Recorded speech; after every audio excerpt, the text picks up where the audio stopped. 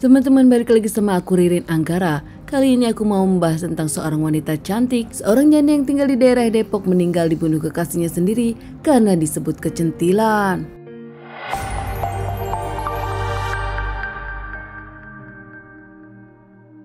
Seorang janda bernama Astri Octavia berusia 36 tahun tinggal di rumahnya sendiri.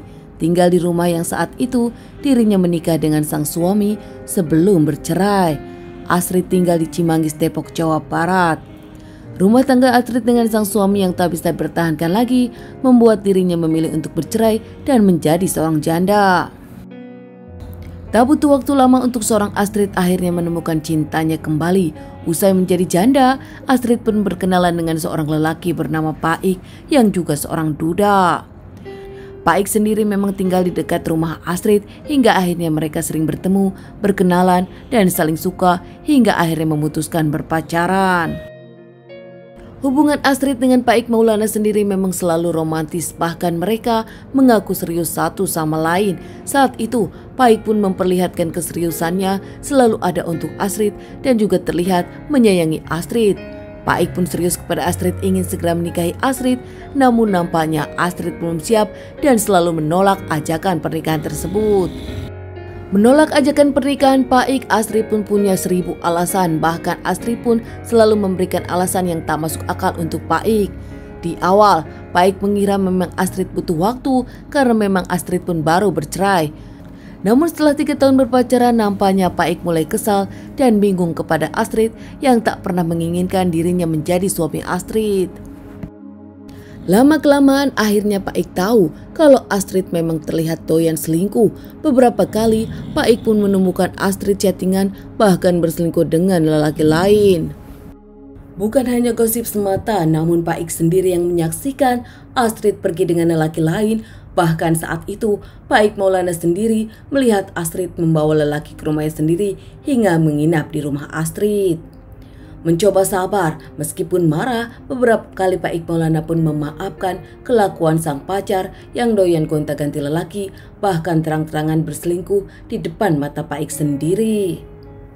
Sempat berjanji akan berubah kepada Paik, akhirnya Paik pun percaya kepada Astrid yang berjanji akan berubah. Namun ternyata lagi dan lagi Paik diselingkuhi dan Astrid pun tak menginginkan serius dengan Paik.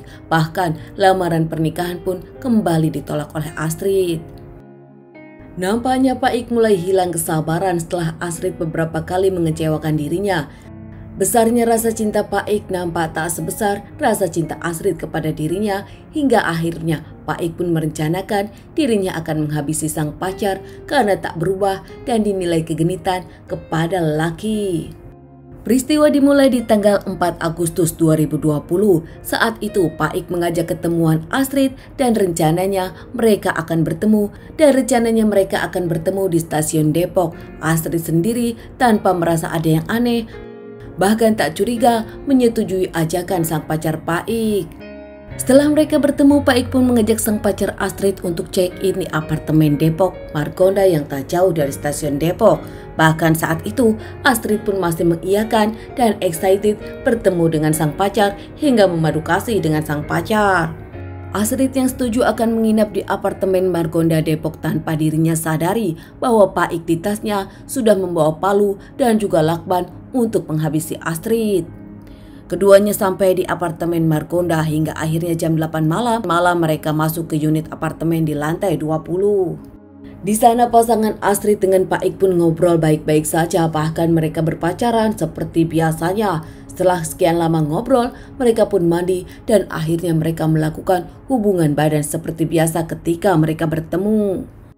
Usai memadu kasih, Paik pun masih berbicara tentang keseriusannya kepada Astrid, namun nampaknya Astrid masih tetap cuek.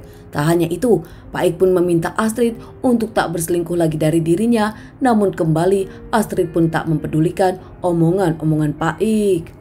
Paik yang mulai hilang kesabaran karena kesal rasa sayangnya nampak tak dianggap oleh Astrid, akhirnya meneruskan rencana yang di awal dirinya rencanakan, yaitu untuk menghabisi Astrid. Tak lama dari itu, Paik pun mengambil palu dan langsung memukulkan kepada kepala Astrid. Astrid sendiri sempat berteriak, bahkan saat itu Astrid melakukan perlawanan. Panik dan takut kalau Astrid berteriak kencang lagi takut penghuni apartemen tahu, akhirnya Pak Ik makin memukuli Astrid hingga akhirnya Astrid pun jatuh tersungkur lemah. Tak yakin Astrid sudah meninggal, Pak Ik pun terus memukuli kepala Astrid, mengikat tangan Astrid dan juga menutup mulut Astrid dengan lakban yang karena dirinya buru-buru hingga akhirnya lakban tersebut tak tergunting.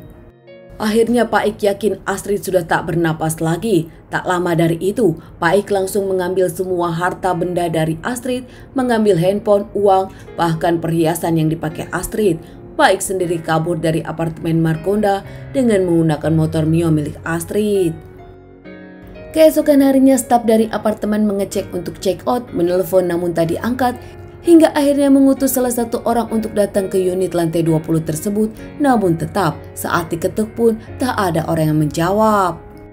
Untuk mengecek kondisi di dalam, akhirnya pihak dari staf apartemen pun membuka kamar tersebut dengan master key yang akhirnya dengan kaget pegawai apartemen tersebut melihat jasad wanita ditemukan sudah tak bernyawa. Tanpa pikir waktu lama lagi, pihak dari apartemen pun langsung menghubungi pihak kepolisian. Pihak dari Polsek pun langsung datang ke apartemen tersebut untuk melihat kejadian dan membawa jasad Astrid ke rumah sakit untuk dilakukan otopsi. Polisi sendiri saat menemukan jasad wanita tersebut dengan kondisi yang sangat tragis, tangannya diikat, kaki diingat, hingga mulut ditutup lakban dan mengeluarkan banyak darah di kepalanya. Dari pihak rumah sakit sendiri setelah otopsi mengatakan kondisi jasad wanita tersebut yaitu Astrid yang juga mengalami kematian karena hantaman benda tumpul beberapa kali. Pihak kepolisian pun langsung menyelidiki kasus ini. Dari CCTV apartemen, pihak yang berwajib menemukan Astrid datang dengan seorang lelaki yang setelah diidentifikasi lelaki tersebut adalah pacar Astrid sendiri yaitu Pak Ik Maulana. Tak butuh waktu lama untuk kepolisian bisa menangkap Pak Ik. Pak Ik sendiri diamankan di Bekasi saat dirinya melakukan pelarian di Bekasi di rumah saudaranya sendiri. Pak Ik yang memberikan perlawanan kepada pihak yang berwajib akhirnya mendapatkan hadiah timah panas di kakinya sendiri. Dengan bukti-bukti yang jelas setelah penangkapan Pak Ik, pihak yang berwajib pun memberikan status kepada Pak Ik yaitu status tersangka. Pak Ik pun menjalani beberapa kali persidangan. Meski menyesal dan mengaku mencintai Astrid melakukan semua ini karena sakit hati, namun ternyata menurut Pak Polisi, Pak Ik sendiri memang merencanakan pembunuhan ini dan melakukan perampokan kepada wanita yang dicintainya. Semua pembelaan Pak Ik yang mengungkapkan dirinya membunuh sang pacar Astrid karena kecantilan kepada laki-laki lain bahkan kerap berselingkuh, nampaknya tak ada yang membenarkan untuk melakukan pembunuhan. Pak Ik sendiri dijatuhi hukuman 20 tahun atas kejahatan yang dilakukannya. Teman-teman, makasih udah nonton video ini. Semoga kejadian ini bisa dijadikan pelajaran hidup untuk kita semua.